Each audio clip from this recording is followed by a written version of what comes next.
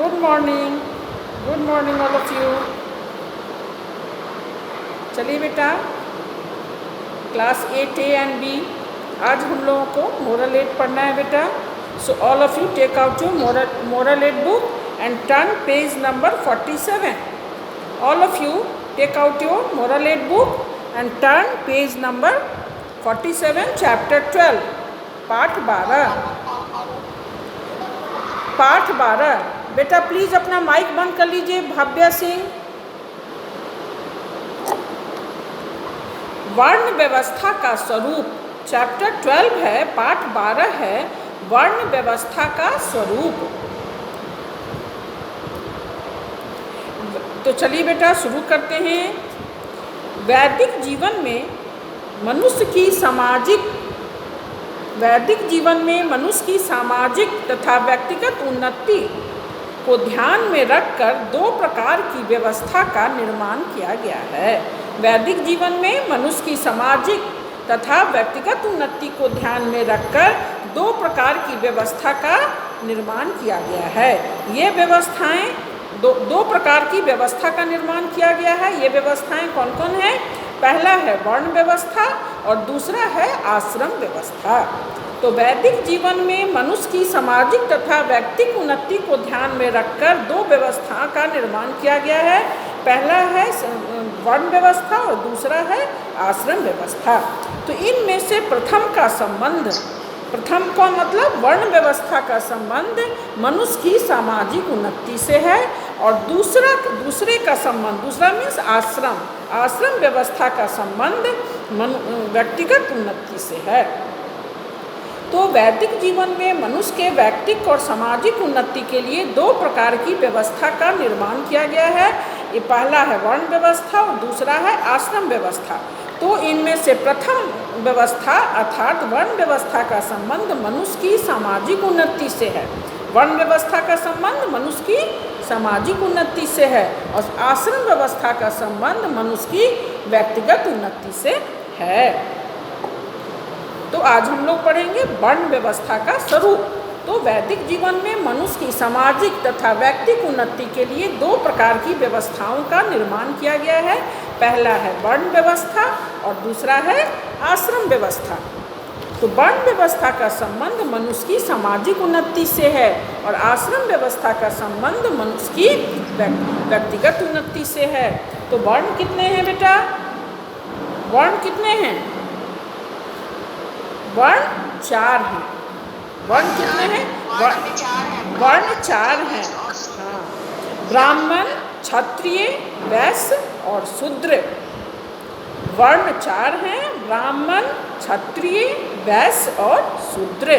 तो वर्ण व्यवस्था जो है गुण, कर्म और स्वभाव के अनुसार होती है, जन्म से नहीं।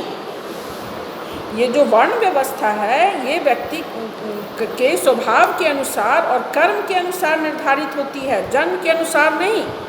वर्ण 4 हैं, ब्राह्मण, क्षत्रिय, वैश्य और शूद्र। तो वर्ण व्यवस्था गुण और कर्म और स्वभाव से होती है, जन्म से नहीं। जन्म से तो सभी शूद्र होते हैं, जन्म से तो सभी एक बराबर होते हैं, सभी शूद्र होते हैं। संस्कार और विद्या से द्विज बनते हैं, अर्थात द्विज का अर्थ है दूसरी बार जन्म लेना। देखो, जब व्यक्ति जन्म लेता है तो सब एक ही समान होता है। वो तो अपने कर्म से, विद्या से, संस्कार से व्यक्ति दूसरा जन्म लेता है, द्विज बनता है। पहला जन्म किससे होता है? पहला बच्चा कहाँ से पैदा होता है? पहला जन्म माता पिता से होता है और दूसरा जन्म जो है वो गुरु तथा विद्या से प्राप्त होता है। पहला जन्म माता पिता से होता है और दूसरा जन्म गुरु तथा विद्या से होता है। इसमें विद्या माता होती है और गुरु पिता होते हैं। देखो, जन्म से तो सभी शूद्र होते हैं, सभी एक समान होते हैं, लेकिन जब बाद में जो अपने कर्म के आधार पर, विद्या के आधार पर जो जैसा कर्म करता है उस आधार वर्ण व्यवस्था का निर्धारण किया जाता है। तो पहला जन्म माता पिता से होता है और दूसरा जन्म कहा गया है विद्या और गुरु से होता है, जिसमें विद्या जो है माता है और गुरु पिता है। तो जो व्यक्ति अपनी बुद्धि, शक्ति एवं कौशल को स्वार्थ के लिए न लगाकर पूरे समाज के हित में लगाने का व्रत लेता है वही सच्चा मनुष्य है। जो व्यक्ति है ना, अपनी बुद्धि, शक्ति एवं कौशल को स्वार्थ के लिए नहीं लगाकर पूरे समाज के लिए लगाता है, वही सच्चा व्यक्ति है। वर्ण विभाजन जन्म से नहीं अपितु गुण, कर्म और स्वभाव के आधार पर होता है। वर्ण विभाजन जो होता है कि ये ब्राह्मण है, ये क्षत्रिय है, ये वैश्य है, ये जन्म से नहीं होता है। ये कर्म और गुण के स्वभाव के आधार पर ब्राह्मण, क्षत्रिय, वैश्य इन 4 रूपों में होता है। गीता में कहा गया है चातुर्वर्ण्यम मया सृष्टम गुण कर्म विभागश, अर्थात चारों वर्णों की सृष्टि गुण कर्म के विभाग पर आधारित होती है। तो ये जो वर्ण व्यवस्था है, वर्ण का निर्धारण है, ये जन्म से नहीं होता है बल्कि गुण, कर्म और स्वभाव के आधार पर होता है। ये जो ब्राह्मण, क्षत्रिय, वैश्य और शूद्र ये 4 भागों में पढ़ते हैं, ये अपने गुण, कर्म और स्वभाव के आधार पर इनका निर्धारण किया जाता है। गीता में क्या क्या है? चातुर्वर्ण्यम मया सृष्टम गुण कर्म विभागश, अर्थात चारों वर्णों की सृष्टि गुण कर्म के विभाग पर आधारित है। जो द्विज नहीं बन पाते वे शूद्र रह जाते हैं। द्विज मतलब दूसरा जन्म नहीं ले पाते हैं, अर्थात जो विद्या नहीं ग्रहण कर पाते हैं वे शूद्र रह जाते हैं। वे केवल मोटा काम कर पाते हैं। यदि सारे समाज को शरीर के तरह मान लिया जाए, ये पूरे समाज को यदि हम एक शरीर के समान मान लें तो उसमें ब्राह्मणों का स्थान कहाँ दिया हुआ है? शरीर के किस भाग को? मुख को। तो ब्राह्मणों का स्थान मुख का है। क्षत्रिय इस शरीर की बाहु हैं, हाथ हैं, शक्ति हैं, ताकत हैं, और वैश्य उड़ू माने मध्य भाग पेट को माना गया है, और शूद्र पैर हैं।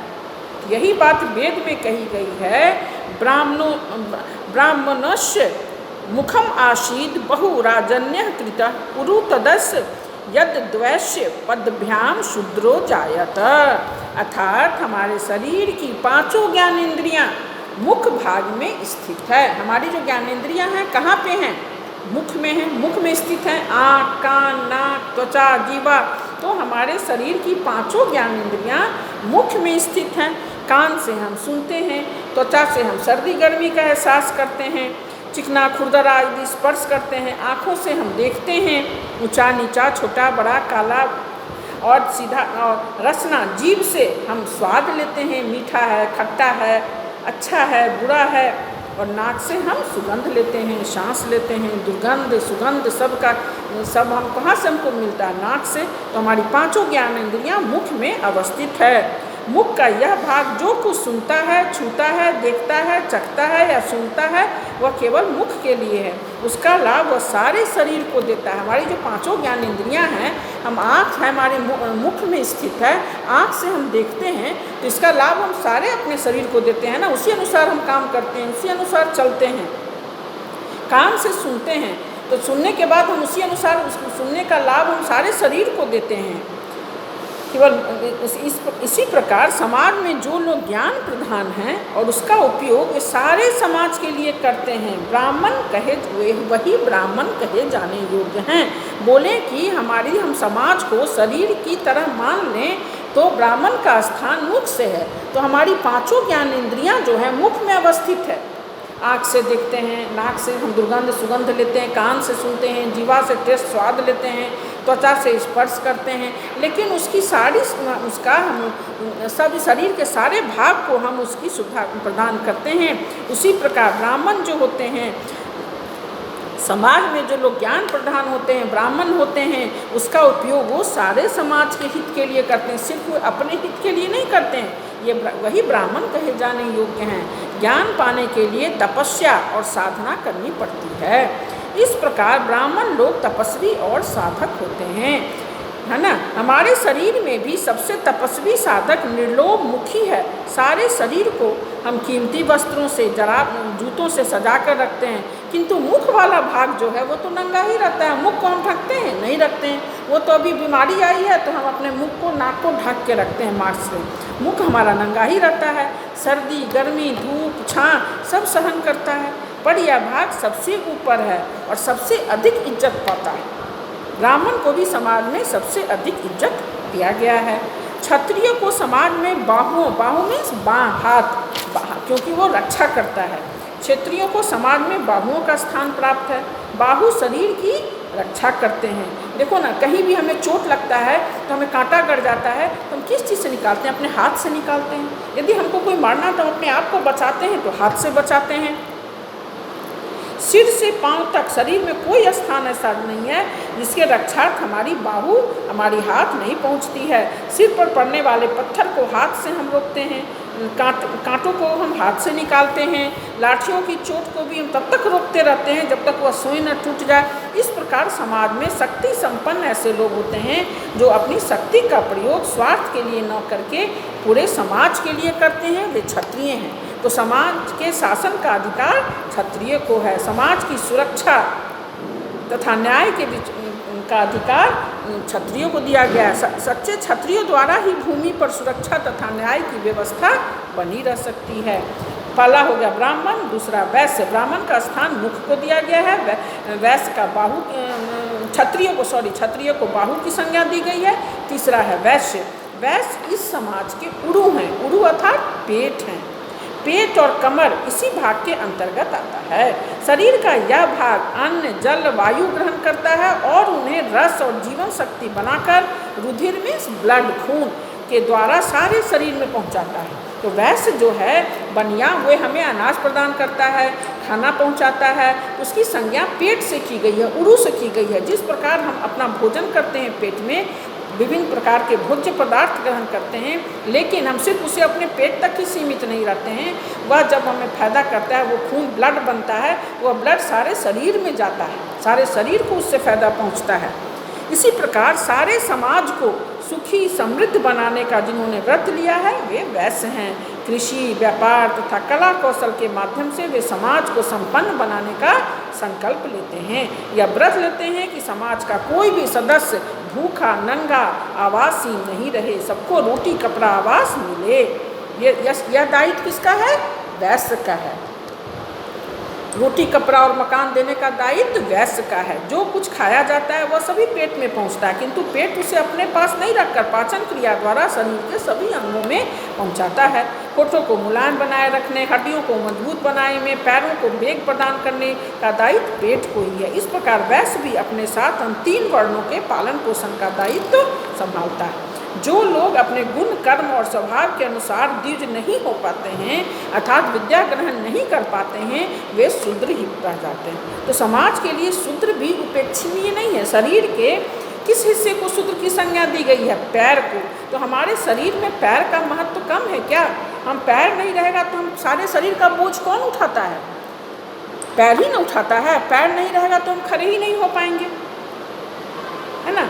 तो पर समाज के लिए शूद्र भी उपेक्षणीय नहीं है। समाज को गति और स्थिति शूद्रों पर ही नीति। हम चलते हैं, जो हमें गति कौन प्रदान करता है? पैर ही प्रदान करता है, शूद्र प्रदान करता है। ब्राह्मण, क्षत्रिय और वैश्य शूद्र के बिना नहीं चल सकते हैं। शूद्र समाज के पैर हैं और किसकी पूजा होती है? पैरों की ही पूजा होती है। उन्नत समाज में शूद्र की खुशहाली का ध्यान अधिक रखा जाता है। पैर सारे शरीरों का बोझ उठाता है। हम जो सारे शरीर का बोझ कौन उठाता है? पैर ही पर हम खड़े होते हैं, पैर के सहारे हम चलते हैं, आगे बढ़ते हैं। हमें गति कौन प्रदान करता है? पैर प्रदान करता है। एक स्थान से दूसरे स्थान कौन ले जाता है? पैर ले जाता है। हम नहीं रह रहेगा, पैर कमजोर रहेगा तो हम गड्ढे में गिर सकते हैं, हम चल नहीं सकते हैं। पर्वत के शिखर पर भी जो हम जाते हैं तो किसके सहारे जाते हैं? पैर के सहारे ही तो जाते हैं। मस्तिष्क में के नियंत्रण में रहने वाले पैर कभी पतन का कारण नहीं बनते हैं। अतः सिर पैरों में झुककर बड़ों के प्रति कृतज्ञता प्रकट करता है।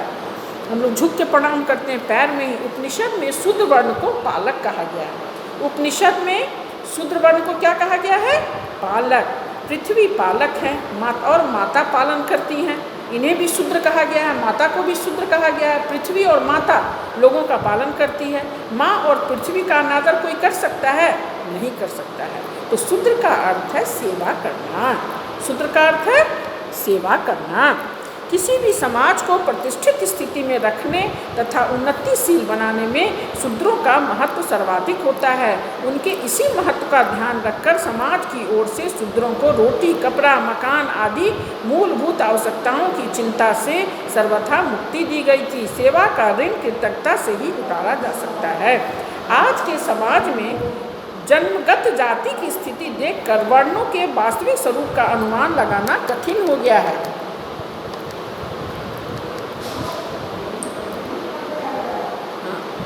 किंतु योग्यता के अनुसार स्थान और स्थान के अनुसार कर्म या व्यवस्था तो आज भी है और सदा रहेगी। समाज व्यवस्था गुण कर्म और स्वभाव के अनुसार होता है ना। जन्मजात कोई ब्राह्मण क्षत्रिय वैश्य और शूद्र नहीं होता है।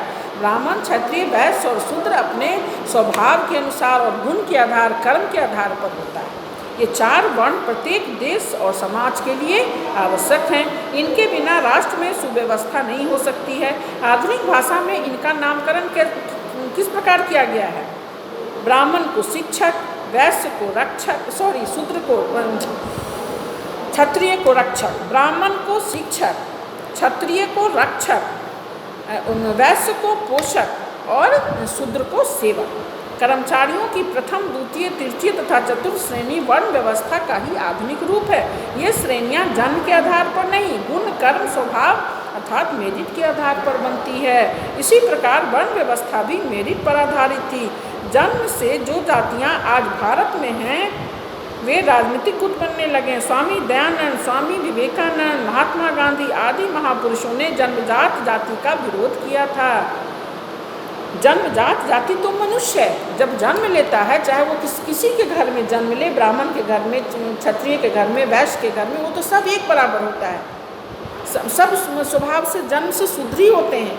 वो तो जब बाद में विद्या ग्रहण करते हैं अपने कर्म के आधार पर वे द्विज बनते हैं अर्थात दूसरा जीवन में आते हैं, है ना। तो मानव समाज में व्यवस्था तो वर्ण अर्थात काम से होती है। तो हमारी जो मानव समाज में हम जो कहते हैं वो कर्म और स्वभाव के आधार पर हम वर्ण व्यवस्था का निर्धारित करते हैं काम से। आज के समाज में मनुष्य अपने गुण कर्म स्वभाव अर्थात मेरिट और शिक्षा व काम से ही बड़ा और छोटा बनता है। किंतु फिर भी भारत माता की और धरती माता की संतान के रूप में तो हम सब बराबर हैं, हम सब भारत के नागरिक हैं, इस धरती के पुत्र हैं। चलिए बेटा अब हम लोग इसका क्वेश्चन देखते हैं।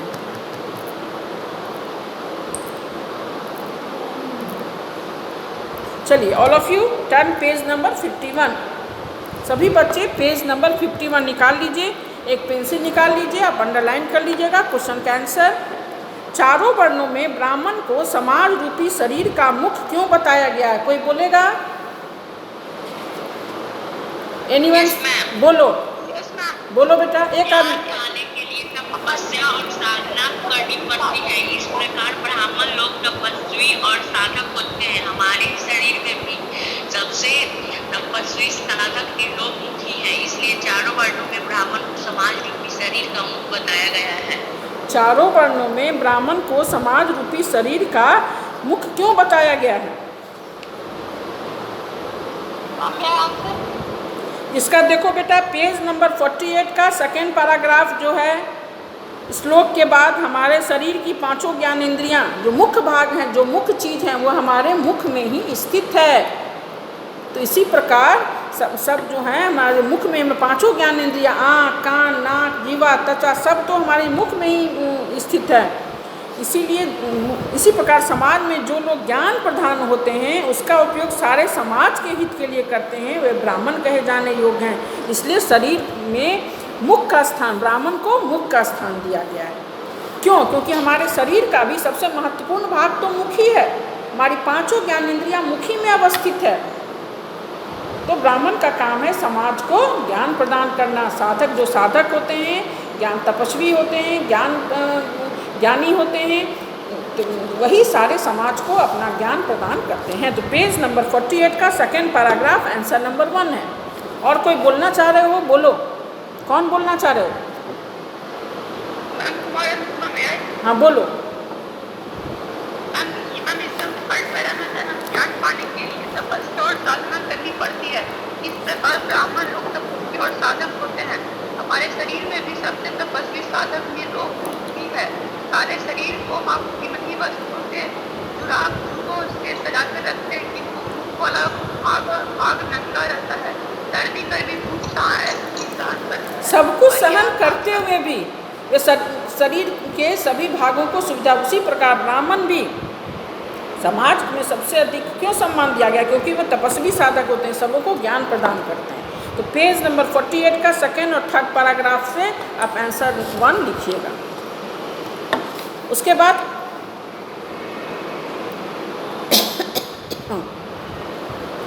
क्वेश्चन नंबर 2, सभी वर्णों के भरण पोषण का दायित्व किस वर्ण पर है और इस वर्ण के लोग उस दायित्व का निर्वाह किस रूप में करते हैं?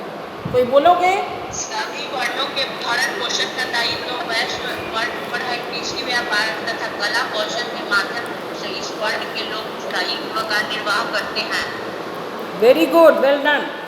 देखो बेटा, क्वेश्चन नंबर 2 का आंसर पेज नंबर 49 का second paragraph. All of you see, question number 2 का आंसर है पेज नंबर 49 का सेकेंड पैराग्राफ। वैश्य, सभी वर्णों के भरण पोषण का दायित्व किस वर्ण पर है? तो वैश्य वर्ण पर है। तो वैश्य समाज के उरु हैं, पेट और कमर इस भाग के अंतर्गत आते हैं। तो कृषि, व्यापार तथा कला कौशल के माध्यम से वे समाज को संपन्न बनाने का संकल्प लेते हैं। वे निर्वाह का पालन करते हैं, भरण पोषण का दायित्व लेते हैं। जो कुछ खाया जाता है वो पेट की संज्ञा, वैश्य को पेट की संज्ञा दी गई है। जिस प्रकार पेट खाना खाता है, सब कुछ, उसका वो फायदा जो है पूरे शरीर को देता है, उसी प्रकार वैश्य सारे शरीर का पालन पोषण, भरण पोषण करता है। जो कुछ खाया जाता है सभी पेट में पहुंचता है, किंतु पेट उसे अपने पास नहीं रखता है, पाचन क्रिया के द्वारा शरीर के सभी अंगों को देता है। उसी प्रकार वैश्य भी अपने साथ 3 अन्य वर्णों के पालन पोषण का दायित्व संभालता है। तो क्वेश्चन नंबर 2 का आंसर पेज नंबर 42 का सेकेंड पैराग्राफ। तुम लोग समझ गए? सभी वर्णों के भरण पोषण का भार किस पर है? वैश्य पर है। और ये वर्ण के लोग उस दायित्व का निर्वाह किस रूप में करते हैं? तो सबों के भरण पोषण का जिम्मा उठाते हैं। व्यापार, कृषि तथा कला कौशल के माध्यम से उन्हें अनाज प्रदान करते हैं। व्यापार के माध्यम से उन्हें खाना, भोजन ये सब उपलब्ध करवाते हैं। चलिए क्वेश्चन नंबर 3, समाज की गति और स्थिति से क्या अभिप्राय है? इनको बनाए रखने में शूद्र वर्ण किस प्रकार सहयोग देता है? कौन बोलेगा? समाज की गति और स्थिति से अभिप्राय है कि उसकी उन्नति का ही तात्पर्य समाज की उन्नति में होगा। किसी भी समाज को प्रतिष्ठित स्थिति में रखने तथा उन्नतिशील बनाने में शूद्रों का महत्व सर्वाधिक होता है। शूद्र समाज के पैर है। उन्नत समाज के में शूद्रों की खुशहाली का ध्यान अधिक रखा जाता है। समाज की गति और स्थिति से क्या अभिप्राय है? इनको बनाए रखने में शूद्र लोग अपने नहीं हो कि वो शूद्र रहते हैं, पर समाज के लिए शूद्र भी लक्षणीय नहीं है। समाज की गति और स्थिति शूद्रों पर ही निर्भर है। ब्राह्मण, क्षत्रिय और वैश्य इसके बिना चल नहीं सकते। हाँ, तो इसको इसमें ये भी दे दोगे, लास्ट पैराग्राफ जो है, शूद्रों की तुलना शरीर के पैर से की गई है। जिस प्रकार हमारे पूरे शरीर का बोझ पैर ही उठाता है, हमारे शरीर को हम पैर के सहारे ही चल पाते हैं। हमें शरीर को गति और जो है वो पैर के माध्यम से ही प्राप्त होता है। तो शूद्र की तुलना पैर से की गई है। तो हमारे सारे समाज का भार शूद्र ही उठाता है। ब्राह्मण, क्षत्रिय और वैश्य का भार वही उठाकर उसे आगे बढ़ने में सहायता प्रदान करता है। इसीलिए उसे गति है ना, उसमें स्थिति से गति, समाज की गति और स्थिति से, तो जैसी हमारी स्थिति रहेगी, गति, हमारे शरीर को गति कौन प्रदान करता है? हमारा पैर प्रदान करता है। हम पैर के द्वारा ही आगे बढ़ सकते हैं, चलते हैं। हमें गड्ढे में गिरने से बचाता है, पर्वत के शिखर पर ले जाता है। कौन ले जाता है? हमारा पैर ले जाता है। तो शूद्र की तुलना पैर से की गई है। जिस प्रकार पैर पूरे शरीर का बोझ उठाता है, उसी प्रकार शूद्र भी सभी वर्णों का भार उठाता है और उसे गति प्रदान करता है। ठीक है, इसका क्वेश्चन नंबर 3 का आंसर देखो बेटा, पेज नंबर 49 का लास्ट जो पैराग्राफ है, लास्ट और उसके ऊपर वो प्लस पेज नंबर 50 का फर्स्ट पैराग्राफ। इतना आपका हो गया क्वेश्चन नंबर 3। क्वेश्चन नंबर 4 देखिए, क्षत्रियों की समाज में क्या भूमिका है, स्पष्ट कीजिए। क्षत्रियों को समाज में बहुओं का स्थान प्राप्त है। बहु शरीर की रक्षा करते हैं। सिर से पांव शरीर में कोई स्थान ऐसा नहीं है जहाँ रक्षा हमारी बहुएं नहीं पहुँचती। सिर पर पड़ने वाले पत्थर डालते हैं, वेरी गुड, रहते हैं और स्वयं डूब नहीं जाते। वेरी गुड, बहुत अच्छा।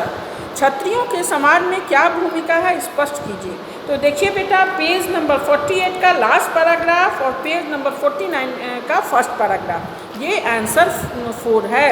क्षत्रियों की भूमिका समाज में बाहुओं का स्थान प्राप्त है। क्षत्रियों को समाज में बाहुओं का स्थान प्राप्त है। बाहु, जिस प्रकार बाहु शरीर की रक्षा करती है, सिर से पांव तक शरीर में कोई ऐसा स्थान नहीं है जहाँ हमारी हाथ रक्षा के लिए नहीं पहुँचती है। चाहे वो पैर में कांटा गड़ा हो या हमें कोई पत्थर मारता हो तो हम उसे अपने हाथ से ही रोकते हैं। सिर पर पड़ने वाले पत्थर को भी हम हाथ से रोकते हैं। पैर में चुभे गए कांटे को भी निकालते हैं हम हाथ से ही हैं, है ना। कोई भी यदि हमें लाठियों का प्रभाव तो हम हाथ से उस लाठी को रोकते हैं। तो जिस प्रकार हमारे शरीर की रक्षा हाथ करता है, उसी प्रकार सारे वर्ण के तीनों जो हैं, ब्राह्मण, वैश्य और शूद्र, सबों की रक्षा क्षत्रिय ही करते हैं। तो क्षत्रियों को समाज में बाहुओं का स्थान प्राप्त है। जिस प्रकार बाहु शरीर की रक्षा करते हैं, उसी प्रकार क्षत्रिय बाकी 3 वर्णों की रक्षा करते हैं। तो इसी प्रकार है ना, समाज के शासन का अधिकार क्षत्रियों को समाज की सुरक्षा तथा न्याय के विचार से ही दिया गया था। सच्चे क्षत्रियों द्वारा ही भूमि पर सुरक्षा तथा न्याय की व्यवस्था बनी रह सकती है। तो जब तक इस प्रकार समाज में जो शक्ति संपन्न ऐसे लोग होते हैं जो अपनी शक्ति का जो अपनी शक्ति का प्रयोग स्वार्थ के लिए नहीं कर पूरे समाज के लिए, हित के लिए करते हैं, वही क्षत्रिय हैं। क्षत्रियों को समाज में बाहुओं को संज्ञा, बाहुओं का स्थान दी गया है। जिस प्रकार बाहु हमारे पूरे शरीर की रक्षा करती है, उसी प्रकार क्षत्रिय सारे समाज की सभी व्यवस्थाओं का, चाहे वो ब्राह्मण हो, चाहे वो वैश्य हो या शूद्र हो, सबों की रक्षा करता है। तो क्षत्रियों की समाज में बाहुओं का स्थान प्राप्त है। क्वेश्चन नंबर 5, वर्ण व्यवस्था का आधुनिक स्वरूप को स्पष्ट कीजिए। इसका आधुनिक स्वरूप, व्यवस्था का आधुनिक रूप है शिक्षक जो पढ़ाए, रक्षक जो समाज व देश की रक्षा करे, पोषक जो समाज का पोषण करे, सेवक जो भी कार्यों में सहयोग करे। Very good, well done. इसमें तुम ये भी ऐड कर सकते हो साथ में कि कर्मचारियों की प्रथम, द्वितीय, तृतीय तथा चतुर्थ श्रेणी वर्ण व्यवस्था का ही आधुनिक रूप है। ये भी तुम एक लाइन ऐड कर देना, है ना। वर्ण व्यवस्था का आधुनिक स्वरूप स्पष्ट कीजिए। तो वर्ण व्यवस्था का आधुनिक स्वरूप शिक्षक, रक्षक, पोषक और सेवक के रूप में है। ब्राह्मण को शिक्षक कहा जाता है, क्षत्रिय को रक्षक, वैश्य पोषक और शूद्र सेवक। साथ ही ऐसे लिख देना, साथ ही कर्मचारियों की प्रथम, द्वितीय, तृतीय तथा चतुर्थ श्रेणी वर्ण व्यवस्था का ही आधुनिक स्वरूप है। तो क्वेश्चन नंबर 5 का आंसर पेज नंबर 50 का लास्ट पैराग्राफ और उसके ऊपर वाला जो पैराग्राफ है, लास्ट 2 पैराग्राफ में क्वेश्चन नंबर 5 का आंसर दिया हुआ है। ये 4 वर्ण प्रत्येक देश और समाज के लिए आवश्यक है। वर्ण व्यवस्था का आधुनिक स्वरूप क्या है? तो वर्ण व्यवस्था का आधुनिक स्वरूप शिक्षक, रक्षक, पोषक और सेवक के रूप में है। ब्राह्मण को शिक्षक कहा जाता है, क्षत्रिय को रक्षक, वैश्य को पोषक और शूद्र को सेवक। साथ ही ऐसे लिख देना, साथ ही कर्मचारियों की प्रथम, द्वितीय, तृतीय तथा चतुर्थ श्रेणी वर्ण व्यवस्था का ही आधुनिक रूप है। ये श्रेणियाँ जन्म के आधार पर नहीं होती हैं। आधुनिक में जन्म के आधार पर वर्ण व्यवस्था जो है, वर्ण व्यवस्था का स्वरूप नहीं होता है ना। तो आधुनिक इसका रूप क्या है? तो वर्ण व्यवस्था जो है गुण, कर्म, स्वभाव अर्थात मेरिट के आधार पर बनती है। यहाँ तक लिख दोगे। 4 तो है ही, शिक्षक, रक्षक, पोषक, सेवक। साथ ही कर्मचारियों की प्रथम, द्वितीय, तृतीय तथा चतुर्थ श्रेणी वर्ण व्यवस्था का ही आधुनिक रूप है। ये श्रेणियां जन्म के आधार पर नहीं, गुण, कर्म, स्वभाव के आधार पर होती है। बात समझ में आई बेटा? हाँ, क्वेश्चन नंबर 5 का आंसर पेज नंबर 50 का लास्ट 2 पैराग्राफ जो है वो दोनों मिला के लिखिएगा। पहले तो लिख दीजिएगा कि इसका स्वरूप जो है शिक्षक, रक्षक, पोषक और सेवक के रूप में है। ब्राह्मण शिक्षक, रक्षक क्षत्रिय, पोषक वैश्य और सेवक शूद्र। साथ ही कर्मचारी, उसमें जोड़ देना, साथ ही कर्मचारियों की प्रथम, द्वितीय, तृतीय तथा चतुर्थ श्रेणी वर्ण व्यवस्था का ही आधुनिक स्वरूप है। ये श्रेणियाँ जन्म के आधार पर नहीं, गुण, कर्म, स्वभाव अर्थात मेरिट माने गुण के आधार पर होती है। बात समझ में आ गई बात? तो आधुनिक स्वरूप जो है वो गुण के आधार पर होती है, कर्म स्वभाव और गुण के आधार पर उसका स्वरूप निर्धारित होता है। बात समझ में आ गई बेटा? तो आज हम लोगों ने चैप्टर 12 वर्ण व्यवस्था का स्वरूप पढ़ा। तो वैदिक जीवन में मनुष्य की सामाजिक तथा व्यक्तिक उन्नति को ध्यान में रखकर दो प्रकार की व्यवस्थाओं का निर्माण किया गया है, वर्ण व्यवस्था और आश्रम व्यवस्था। इनमें से वर्ण व्यवस्था का संबंध मनुष्य की सामाजिक उन्नति से है और आश्रम व्यवस्था का संबंध मनुष्य की व्यक्तिगत उन्नति से है। तो वर्ण 4 हैं, ब्राह्मण, क्षत्रिय, वैश्य और शूद्र। तो जन्म से कोई ब्राह्मण, क्षत्रिय, वैश्य और शूद्र नहीं होता है। गुण, कर्म और स्वभाव के आधार पर ब्राह्मण, क्षत्रिय, वैश्य और शूद्र होता है। और ब्राह्मण को शरीर का यदि किसी का हिस्सा यदि माने तो उस ब्राह्मण का स्थान मुख का है, क्षत्रिय का बाहु का, वैश्य का उरु माने मध्य भाग पेट का और शूद्र का पैर की संज्ञा दी गई। तो समाज को गति जो कौन प्रदान करता है? शूद्र प्रदान करता है। जिस प्रकार हमारे शरीर को गति पैर प्रदान करता है, उसी प्रकार समाज को गति शूद्र प्रदान करता है। और जन्म से कोई ब्राह्मण, क्षत्रिय, वैश्य, शूद्र नहीं होता है। ये गुण, कर्म, स्वभाव के आधार पर ये निर्धारित होती है। और आधुनिक युग में जो वर्ण व्यवस्था है वो 4 शिक्षक, रक्षक, पोषक और सेवक के रूप में विभाजित है। तो शिक्षक ब्राह्मण हुआ, रक्षक क्षत्रिय हुआ, पोषक वैश्य हुआ और सेवक शूद्र हुआ। साथ ही कर्मचारियों का जो प्रथम, द्वितीय, तृतीय श्रेणी, चतुर्थ श्रेणी के जो होता है आधुनिक व्यवस्था का ही वर्ण व्यवस्था का आधुनिक रूप है। तो ये जो श्रेणियाँ हैं ये जन्म के आधार पर नहीं बल्कि गुण, कर्म, स्वभाव अर्थात मेरिट के आधार पर वर्ण व्यवस्था निर्धारित होती है। ठीक है बेटा?